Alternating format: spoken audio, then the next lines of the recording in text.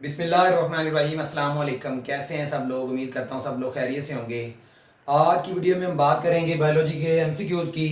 ये एक सीरीज़ हमने शुरू की थी एमडी कैट के एमसीक्यूज़ के हवाले से, और चैप्टर नंबर 2 के एमसीक्यूज़ हमने डिस्कस किए थे जो पास्ट एमडी कैट के पेपर में आ चुके हैं। अब हम शुरू करने जा रहे हैं इसके टॉपिक वाइज जो एमसीक्यूज़ हैं उनको हम क्या करेंगे, डिस्कस करेंगे। डिफरेंट पार्ट के अंदर इनको, इस वीडियो को क्या करेंगे, हम डिस्कस करेंगे। तो बाकायदा तौर पे हम उसके जो टॉपिक वाइज एमसीक्यूज उसको हम क्या करते हैं, शुरू करते हैं।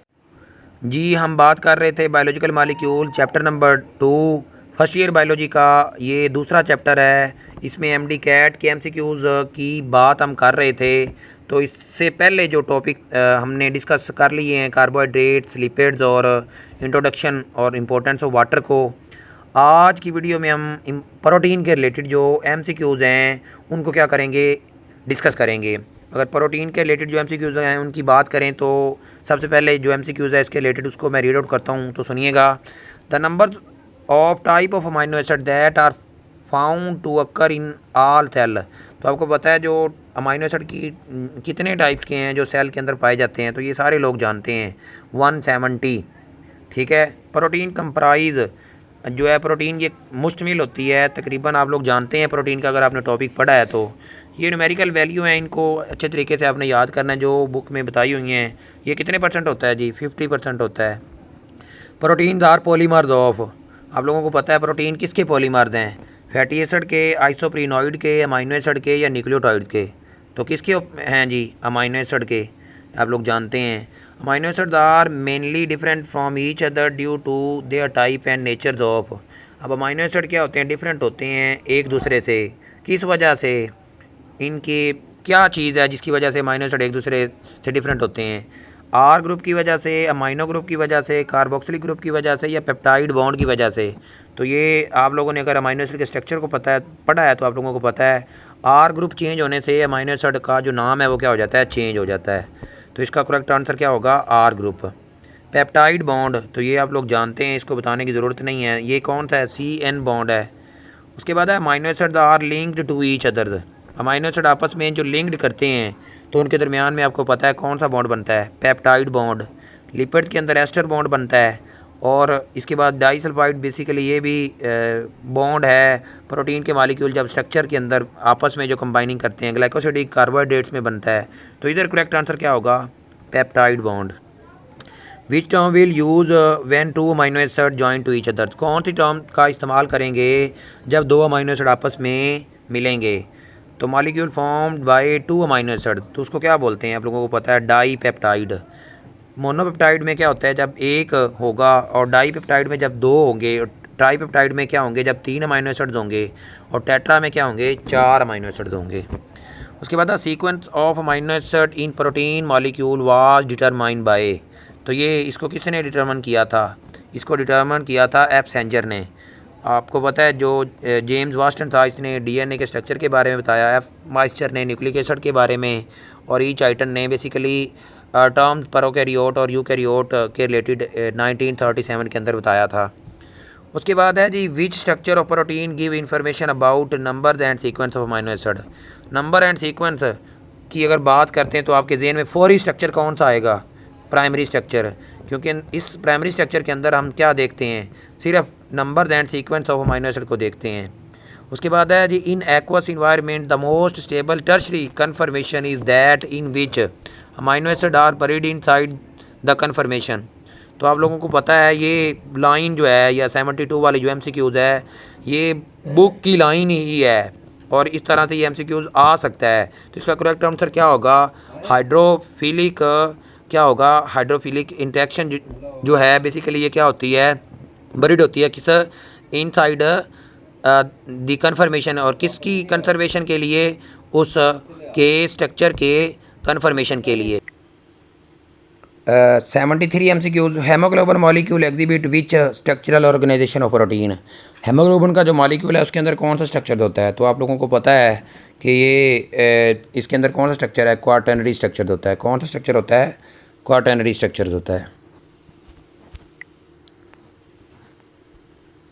उसके बाद है which of the following does not show the quaternary structure, इनमें से कौन सा ऐसा स्ट्रक्चर है जो क्वाटर्नरी स्ट्रक्चर शो नहीं करता।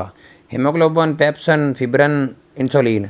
तो फिब्रिन जो है बेसिकली इसके अंदर क्या होता है, सेकेंडरी स्ट्रक्चर होता है, और बाकी जितने भी हैं इनके अंदर स्ट्रक्चर कौन सा है जी, ये सारे क्वाटर्नरी स्ट्रक्चर रखते हैं। उसके बाद है which structural organization is most common in globular protein. Globular protein के अंदर जब हमने क्लासिफिकेशन की बात की या क्लासिफिकेशन की बात करें तो ओबियसली जो ग्लोबुलर प्रोटीन है उनका जो स्ट्रक्चरल क्या होता है वो टर्शरी स्ट्रक्चर होता है। ये बुक में बात बाकायदा तौर पे वाज़िया लिखी हुई है। Actin and myosin are basic protein involved in the contractile machinery of our body. To which type of protein do they belong, कौन सी टाइप्स में ये बिलोंग करते हैं।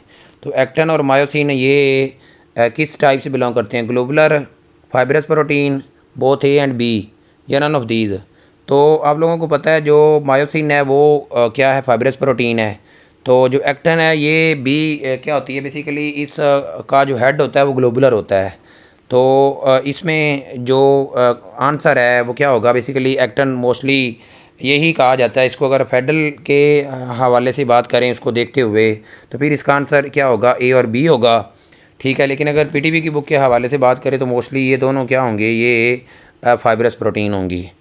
उसके बाद antibodies play important role against micro organism and other pathogen. To which type of protein do they belong, ये किधर कौन से टाइप से ये बिलोंग करते हैं। ये जो 77 है इसका क्या आंसर होगा, तो ये आप लोगों को पता है ये सारे क्या है, ग्लोबुलर प्रोटीन हैं, ठीक है। अल्फ़ा चेंज ऑफ हेमोग्लोबिन, उसके अंदर कितने अमाइनो एसिड होते हैं। अब आपको पता है हेमोग्लोबिन के अंदर टोटल अमाइनो एसिड होते हैं 574 574। 2 अल्फ़ा चेंज होती हैं, 2 बीटा चेंज होती हैं। तो अल्फ़ा चेंज, एक अल्फ़ा चेंज के अंदर 141 अमाइनो एसिड होते हैं, तो बीटा चेंज के अंदर कितने होंगे, 146 अमाइनो एसिड होंगे। तो इसका आंसर क्या होगा, 141।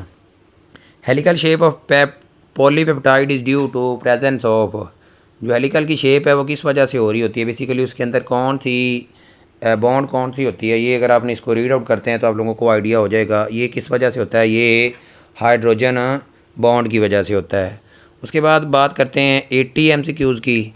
तो 80 MCQs क्या होगा, 80 MCQs की अगर हम बात करते हैं तो उसमें each turn off alpha helix contain residue of amino acid. एक जो टर्न होता है अल्फ़ा हेलिक्स का वो कितने अमाइनो एसिड को कंटेन करता है, तो आप लोग जानते हैं 3.6। विच type of bond is not found mainly tertiary structure of protein. अब टर्शरी स्ट्रक्चर जो होता है प्रोटीन का उसके अंदर कौन सी जो बॉन्ड है वो मौजूद नहीं होता। ए ऑप्शन है हाइड्रोफोबिक इंटरेक्शन, बी ऑप्शन है हाइड्रोजन, सी ऑप्शन है डाई सल्फाइड, और डी ऑप्शन है आयनिक। तो आप लोगों ने अगर इस टर्शरी स्ट्रक्चर वाले टॉपिक को रीड आउट किया है तो फौरी समझ जाएंगे आयोनिक बॉन्ड भी होता है, डाई सल्फाइड भी होता है, हाइड्रोजन भी होता है, लेकिन हाइड्रोफोबिक इंटरेक्शन नहीं होता। तो ये बॉन्ड इसके अंदर मौजूद नहीं होता। तो इसका करेक्ट आंसर क्या होगा, ए ऑप्शन होगा। Silk, fibre, myosin, fibrin, keratin are example of. तो ये आप लोगों को पता है ये प्रोटीन की क्लासिफिकेशन में से ही है, उसके लास्ट पॉइंट है बुक का, ठीक है। ये किसकी एग्जाम्पल होगी, ये फाइब्रस प्रोटीन है दोनों, बल्कि तीनों।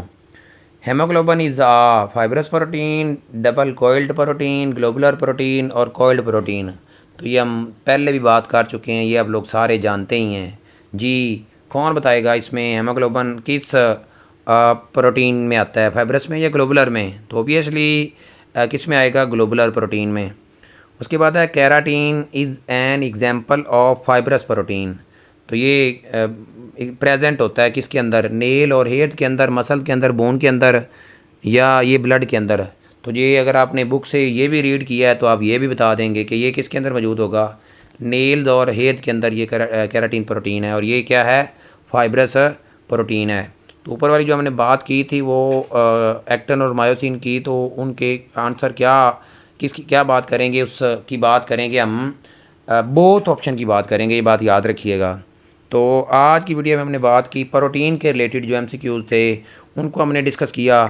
इसके बाद न्यूक्लिक एसिड और जो रिमेनिंग चैप्टर है उसके अंदर जो MCQs हैं उनको अगले पार्ट में क्या करते हैं, डिस्कस करते हैं। अगर इस इन वीडियो में इस वीडियो में किसी भी MCQs की कोई क्यूरी है, कोई क्वेश्चन है तो आप कमेंट सेशन में पूछ सकते हैं। अस्सलाम वालेकुम।